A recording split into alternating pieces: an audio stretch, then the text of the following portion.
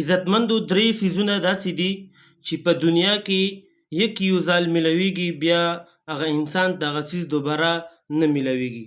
عزتمندو دغو درې څیزونو انسان قدر وکړي، ځکه چې بیا پوره ژوند کې تا ته نه میلاویږي. اول نمبر کې هغه څیز چې هغه دنیا کې تا ته صرف یو ځل میلاویږي، دوباره نه میلاویږي، هغه مور و پلار دي. د مور و پلار قدر وکړه، عزت وکړه، خدمت وکړه. دا په دنیا کې تا ته یو ځل میلاویږي، دوباره نه میلاویږي.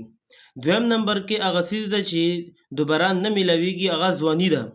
کوم یو کس هغه ځوان شي، یعنې بیا پې بوډاتوب راشي، نو بیا دوباره ځوان کېږي نه، نوجوان کېږي نه.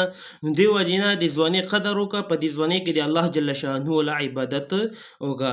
دریم نمبر کې حسن ده، ښایست چې کوم ده هغه دوباره انسان ته نه میلاویږي. نو دغه درې څیزونو والا قدر وکړي، د مور و پلار قدر وکړي، او د ځوانۍ قدر وکړي، او د ښایست قدر وکړي، او په دو شیانو باندې تکبر نه کول پکار، ځکه چې دا دوباره نه میلاویږي.